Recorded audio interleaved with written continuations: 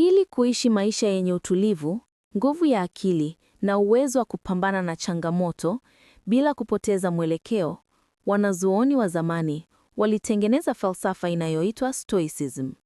Falsafa hii iliwasaidia watu kuishi kwa hekima, ujasiri na kiasi. Lakini mpaka leo, mafundisho haya bado ni msaada mkubwa sana kwa mtu anayetaka mafanikio makubwa na maisha yaliyojaa maana. Safari ya kuwa na mtazamo wa Stoic inaanza na kuelewa kwamba dunia haitawahi kuwa kama unavyotaka iwe. Kuna mambo ambayo unaweza kuyabadilisha na kuna mambo ambayo hayawezi kubadilika hata ukijitahidi vipi. Kila siku kuna mambo yanayokupa furaha na mengine yanayokuvunja moyo. Lakini uzuri wa kufikiri kwa njia ya Stoic ni kwamba unajifunza kuchagua vita sahihi. Unajifunza kutofanya moyo wako uwe mateka wa hali ya hewa, maneno ya watu, tabia za wengine au matatizo ambayo hayako mikononi mwako.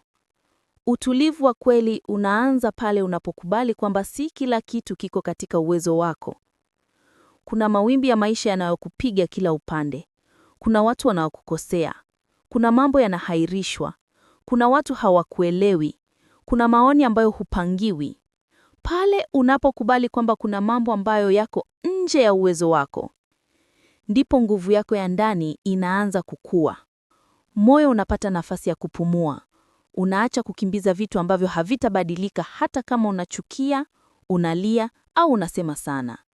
Hapo ndipo amani inaanza.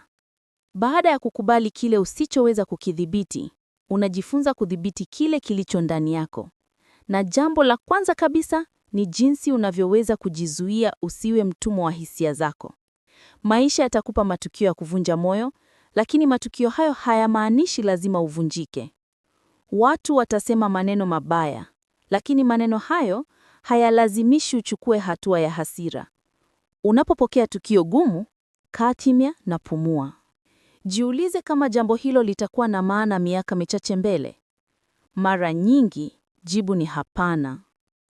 Nguvu ya mtu haitokani na sauti anayopiga wakati anapokasirika, bali kwenye uwezo wa kukaa kimya wakati kila kitu kinataka akasirishwe.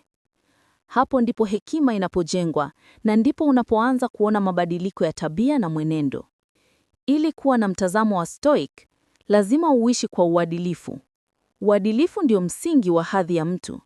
Hata kama huna mali nyingi, uadilifu na kufanya uwe mtu wa thamani.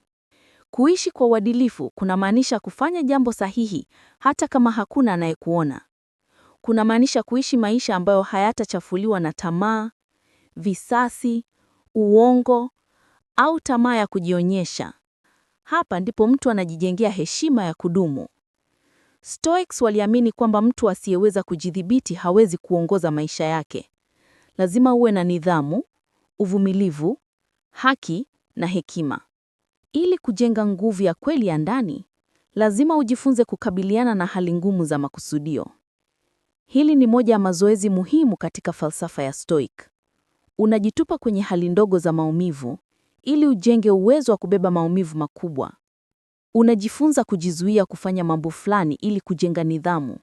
Unaamka mapema, unajizuia kutumia simu kupita kiasi, unafanya kazi ngumu bila kulalamika. Unajifunza kuishi bila starehe kila wakati.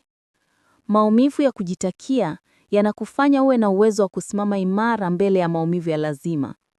Kila siku unahitaji kujitafakari.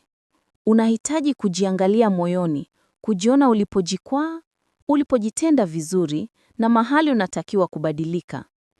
Kujitafakari kunafanya akili yako iwe rafiki, sio adui. Badala ya kuishi kama mtu anayetembea gizani, unakuwa mtu anayejua anachokifanya na kwa nini anakifanya. Unaunda ukuaji wa ndani unaoendelea bila kusimama. Ili uishi kama Stoic, lazima uachane na kutegemea sifa za watu. Watu wataongea, watapongeza au kukosoa. Watafurahia mafanikio yako leo, kesho watakushambulia bila sababu. Lakini ukweli ni kwamba hakuna mtu anayeweza kukupa thamani ya ndani. Thamani yako inatokana na jinsi unavyoishi, maadili yako na njia unayoifuata. Ukijifanya mtumwa wa sifa na makofi, utaishi kwa kuigiza maisha ambayo si yako. Bali, ukifuata maadili na malengo yako, utakuwa huru. Maisha ya Stoic yanahitaji mtu kuishi katika sasa. Watu wengi wanateseka sio kwa sababu ya kilichotokea, bali kwa sababu ya mawazo ya kilichotakachotokea. Unateseka mara mbili, wakati jambo linatokea na wakati wewe mwenyewe unaliongezea kwenye mawazo yako. Stoic anakufundisha kuishi leo, kutimiza wajibu wa leo na kuacha kesho ijitunze. Unapoweka nguvu zako kwenye sasa, unaanza kuona kwamba maisha sio mabaya kama unavyofikiri.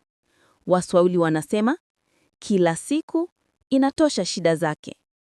Kitu kingine muhimu katika njia ya Stoic ni kukumbata changamoto kama sehemu ya ukuaji. Kila kikwazo kimebeba zawadi ndani yake. Kupitia jaribu, unajifunza nguvu zako. Kupitia kupoteza, unajua thamani ya kile ulichonacho. Kupitia kushindwa, akili yako inapata uzoefu ambao husingepata bila kupambana. Changamoto ni mwalimu unayepaswa kumheshimu. Na mwisho kabisa, falsafa ya Stoic inaamini katika kumbukumbu la kwamba maisha yana mwisho. Siku moja, hautakuwepo duniani. Hivyo basi, unapaswa kuishi leo kwa thamani, kwa malengo, na kufanya yale yanayojenga maisha yaliyojaa maana. Kumbukumbu la mwisho la maisha sio hofu, bali ni nguvu inayokukumbusha usipoteze muda wako. Usicheleweshe ndoto zako. Usikufishe moyo wako kwa kuhofia nini watu watasema. Usiruhusu hasira, kisasi au uenja kuharibu maisha yako. Kuwa mtu wa leo, sio mtu anayewaza kesho kila wakati. Kuishi kwa mtazamo wa Stoic ni safari ya ndani. Ni kujenga tabia, nidhamu, hekima na nguvu ya akili. Ni kuishi maisha yanayotikisikwa na upepo wa nje. Ni kuwa mtu mwenye utulivu, msimamo na uwezo wa kuvuka changamoto yoyote bila kupoteza utu wako. Hiki ndicho kilichomo moyoni mwa falsafa ya Stoic.